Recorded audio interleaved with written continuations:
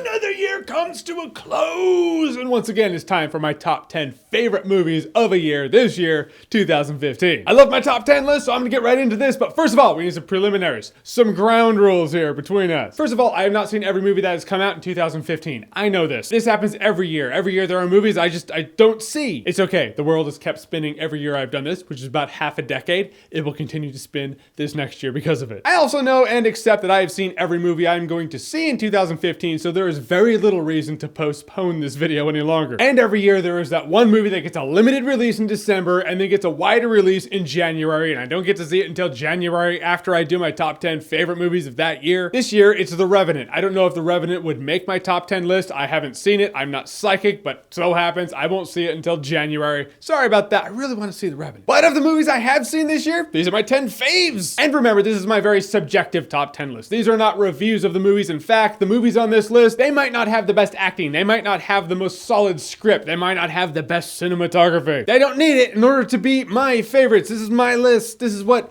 touched me in here. This is what hit me where I live. For those of you who are here to have fun with the top 10 list, let's talk about my top 10 favorite movies of 2015. Number 10.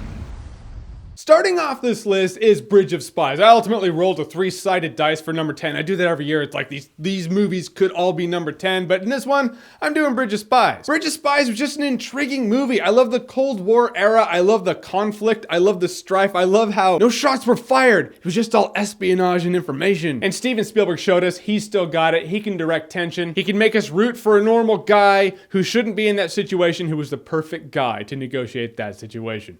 Number 9. Coming up next, Ex Machina. This is one of those movies, like I said in my review, it was like the more I thought about it, the more I liked it. This was an intriguing movie. Ultimately, 3 characters in the entire movie. The performances in this movie alone blew my mind. Oscar Isaac in this movie, I was like, I will probably like you in everything. Holy shit, you're in a Star Wars movie. You thought he was great in Star Wars? Different kind of great in Ex Machina, but still great. It's a movie about humanity, telling it with artificial intelligence. And it reminded me of my favorite episode of The Twilight Zone ever. I'll tell you here, I didn't tell you in my review, I didn't want to spoil it, but it's The Howling Man. Once I made that connection, it was almost doomed to be on my top 10 list. Number 8.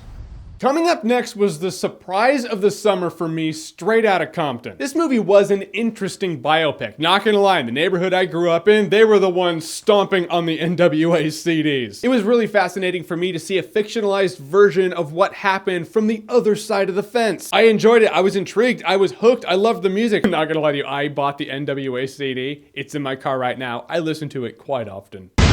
Number 7.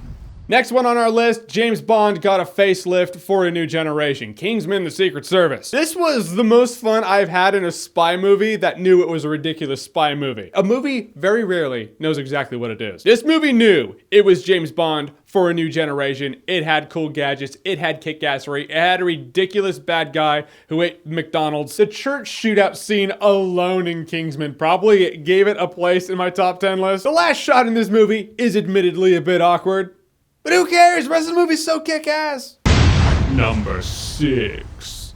Next one on our list, you all know what it is. The original came out in the 70s. It captured everyone's heart. Now a new chapter comes out in 2015, uses most of the notes from the original, if not making it a complete retelling of the original, but we all love it anyway. That's right. It's Creed. Did you think I was going to say Star Wars? Creed was an extension of the Rocky universe done in the perfect way. It had kick-ass fights, it had great characters, it integrated Sylvester Stallone perfectly with the story and got one of the best performances out of him we've seen in a long time. In terms of the Rocky universe, this is right up there with the original Rocky itself. Number 5. Next on the list, Quentin Tarantino's The Hateful Eight. Again, like Ex Machina, after I saw the movie, I was like, the more I think about this, the more I just love the shit out of it. It's almost a cheat when Tarantino comes out with a new movie. I'm like, it's probably going to be on my list. The guy just captivates us with dialogue. In this case, he has given us a mystery that is probably better the second time you watch it. I haven't seen it a second time yet, but I really want to. I will say The Hateful Eight gave me the most unique cinematic experience of 2015. In that, it's really hard to place it somewhere on this list to say it's better because of this or not as good as the other movies because of that. I wish more movies gave you the experience that The Hateful Eight gave me, but I'm glad they don't because that makes The Hateful Eight a little more special. Pretty solid batting average for Tarantino at this point. Number 4. Now this movie is a movie I guess some people thought I hated. Mad Max Fury Road? I'm not even lying to you guys. I met a fan at PAX and he was like, I got a bone to pick with you, man.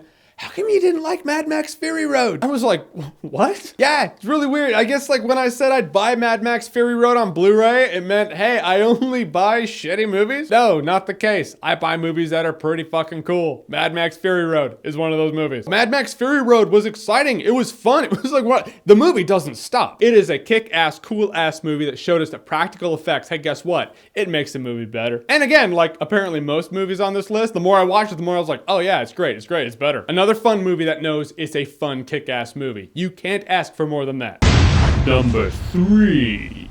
Coming in at number 3 was the best Pixar movie I have seen in years. That's Inside Out. For me, Inside Out was just pure genius. Someone was like, it's just a movie explaining puberty. I was like, yeah, you're telling me how cool the movie is, because that's a genius concept. It has heart, it has the feels, it has a great premise, a unique premise. I laughed, I cried, I saw the movie again, I laughed more, I cried more.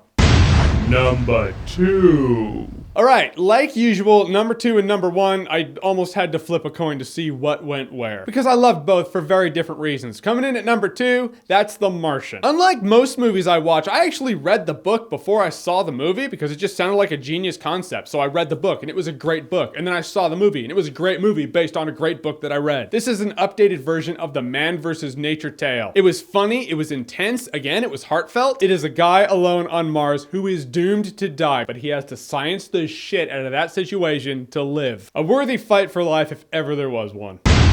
Number 1. That's right, don't blink and always believe me when I say I am a fan of movies first and I critique movies second. Like I said, subjective list. I am a fan. Star Wars: The Force Awakens. Because no movie in 2015 gave me as much fun with the buildup of a movie and has given me this much fun after the release of a movie. My friends and I, we talk Star Wars. We watch Star Wars. I've seen this movie a few times. I like it more every time I watch it. I feel like most anybody will enjoy Star Wars: The Force Awakens. It's all a matter of how much they let themselves. This movie did exactly what I wanted it to do. It gave Star Wars CPR for me. If you love the prequels, fantastic. But for me, the saga just needed something, and this was the something. And if for nothing else, it is the bridge. I feel like people who love the prequels can love this movie. People who love the original trilogy can love this movie. We could all play Star Wars together. Certainly awoke the Star Wars fan in me. And that feeling in me just embodies why I love movies, and that's why it's got to be my number 1 movie of 2015. All right, so that's my list. Those are my top 10 favorite movies of 2015. Like I said, I know I haven't seen them all, but those are the ones I love. Those are the ones that touched me. Those are the ones